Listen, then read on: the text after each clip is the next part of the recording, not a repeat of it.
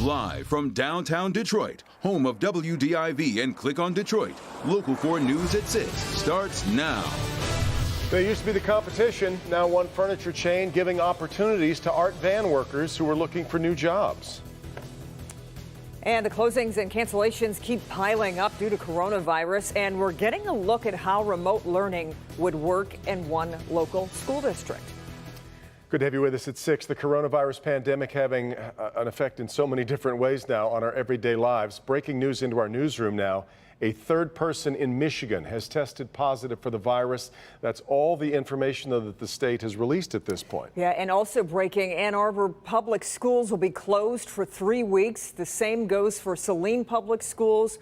A quick look at today's developments right now. The stock market took a plunge, finishing with its worst day since the 1987 market crash.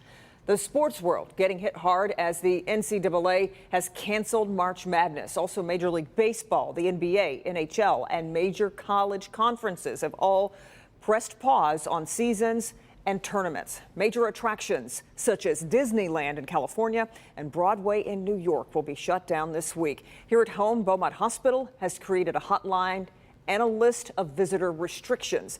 We'll have a crawl with a list of closures and cancellations at the bottom of your screen, including tomorrow night's WWE event that was supposed to happen at Little Caesars Arena. Now, Mayor Duggan not recommending long-term closure of schools in Detroit, in the Detroit district at this moment. We know many districts, though, are preparing for the possibility of remote learning. Yeah, the question is, though, what would that look like? Paula Tutman got a chance to see the setup one school district is putting in place just in case, right, Paula?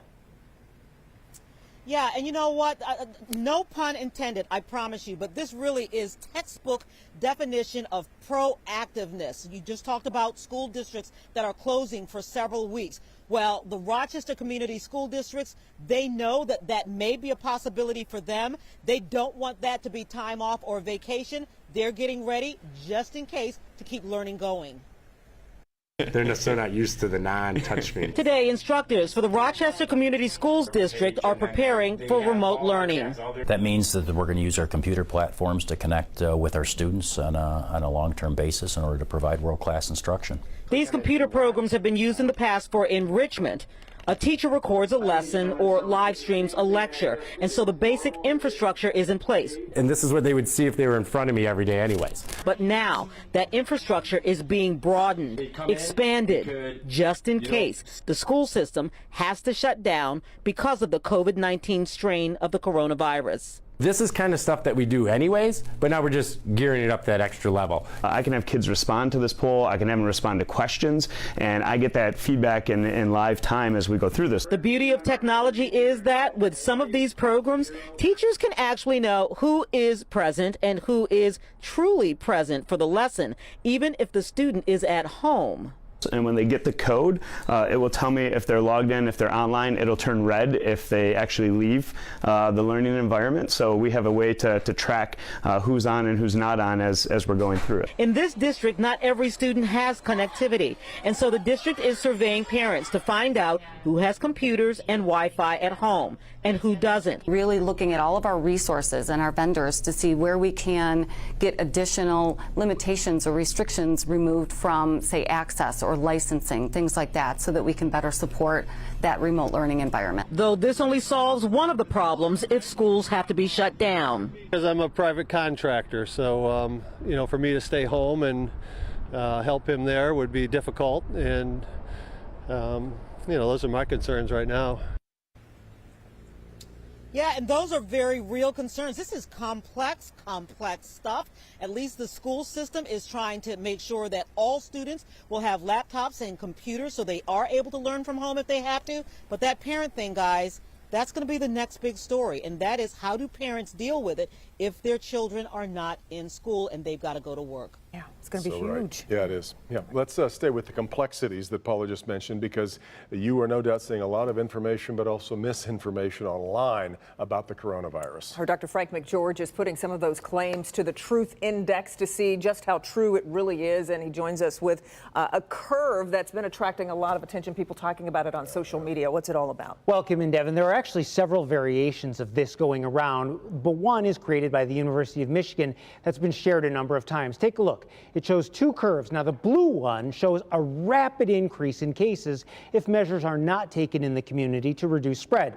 The yellow demonstrates the slower growth of cases over time that occurs with measures to decrease transmission. Now, this concept is not new, and in fact, this graph that's coming up is the original source of these curves, and it is a very well-known public health graph in public health circles. It's a tale of two cities, basically, Philadelphia and St. Louis during the 1918 influenza pandemic. Philadelphia had its first case on September 17th, but they decided not to react, and in fact, they allowed a public parade to take place 11 days later on September 28th. Well, that's where you can see on that graph, cases shot up rapidly, and they overwhelmed medical facilities. St. Louis, on the other hand, the dashed line, they identified their first case October 5th, but they quickly instituted social distancing 2 days later on October 7th. And as you can see, although cases did continue to occur, the influx was gradual, which gave doctors and hospitals time to properly care for patients and react. So on the trust index, this curve is in fact true based on very well-established history. And you want to be St. Louis.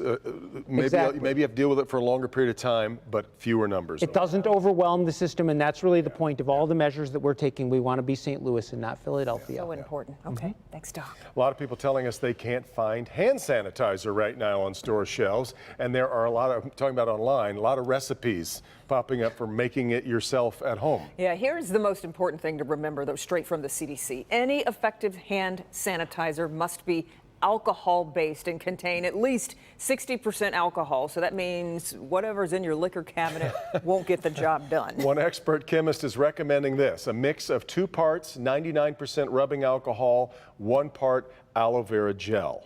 Keep this in mind, though. The CDC says soap and water is always a superior option. That's right. Yeah, and soap and water is always going to be better, primarily because you're reducing all of the amount of oil on your hand, other dirt and material that might contaminate your hands. So, you know, hand sanitizer is great, but it's great plan B. In a pinch. Exactly, in a pinch, not plan A. You know, you can use it, but make sure that you're washing your hands regularly as well. Much more important. Yeah. Indeed. All right. Well, we encourage you to keep communicating and asking questions you have about coronavirus through clickondetroit.com. So many people have sent in great questions and claims for Dr. McGeorge to investigate. Just look for the link on our homepage right there on Click on Detroit. Other news tonight, we know Art Van Furniture's bankruptcy has a lot of people out job hunting, and it turns out many are landing on their feet pretty quickly. Local 4 business editor Rod Maloney tonight takes us to a job fair designed just for them. The demise of Art Van Furniture came so quickly, it had a lot of heads spinning. 3,300 people out on the street. But the good news is the economy is doing well. So when you see the sign that says everything must go, including the employees, at least they have somewhere to go. Value City Novi today doing business as usual, selling its high style at low cost program. And not just to shoppers, they're making a pitch to Art Van salespeople as well. Sergey Peshier came in for his second interview today. He has a lot riding on it, considering his wife also works for Art Van. It's a great thing that they're doing for Art Van employees with the job fairs like this one here, and the fact that they're allowing people to come out and try to get a job in a timely fashion before we actually all out of jobs. A steady stream of interviews happen all day. Value City Regional Manager Dina Schilling told Local 4 many of its current salespeople came from Art Van, so they know they're hiring quality. You know, we want to show empathy and sympathy both to the employees as well as the customers. So we really want to help in any way that we can. Sergey and his wife did 2 stints with Art Van, and they didn't see the end coming. Sergey also doesn't know when the Canton store is going to close. And while his wife is opting out of furniture sales, it's looking very much like he has a place to land. Did they offer you here today? Yes. They did? Mm-hmm. Are you taking it? I'm thinking about it, strongly considering it. Good salespeople can work pretty much anywhere. So a couple of automotive groups, Suburban and LaFontaine, have said, we'd like to talk to some Art Van salespeople. And then other furniture companies as well. Ashley and Gardner White are saying we'd like to talk to them. But also Value City Furniture is saying this has gone so well, they may very well hold another job fair. In Novi, Rod Maloney, Local 4. Okay, Rod, and Value City is mostly hiring for its 6 Metro Detroit stores, but we're told there may be even better opportunities for those willing to move to another region. That's good to hear. A Local 4 update now. A man has been convicted in a Monroe County murder. Marquise Terrell Marquise Terrell Evans was found guilty of assault and second-degree murder. Prosecutors say Evans was selling drugs back in January of 2019 when he shot and killed a man he says owed him money. He also shot the man's girlfriend. He died. She survived. Evans was on the run for more than a week. Maximum sentence he would face here is, as you might expect, life in prison. Still ahead at 6, what's now being done to make sure the source of that green ooze that leaked onto I-696 is cleaned up for good. We'll have that, and here's Andrew. And Kimberly and Devin, we have clouds overhead, but 4 live radar showing us in the clear. We have dry conditions for your dinner plans. Off to our west, a thin line of showers moving across Wisconsin on the way here. So when do they arrive tonight? What does it mean for Friday and your weekend? I've got your full weather forecast coming right up. The president announcing big changes that could impact travel. In fact, already impacting the plans for a group from Metro Detroit. You'll hear their story and learn what you need to know before you make your way to the airport. Coming up. All right, Hank, and if you missed the top of this newscast, we have a late-breaking update to coronavirus in Michigan. The state confirms now a 3rd case of COVID-19 in Michigan. The state will not say, though, which county this case is from. The other 2 cases, as you know by now, the other 2 patients, one from Oakland County, one from Wayne County. We await further news on the 3rd case in Michigan. Updates as we get them. Keep it.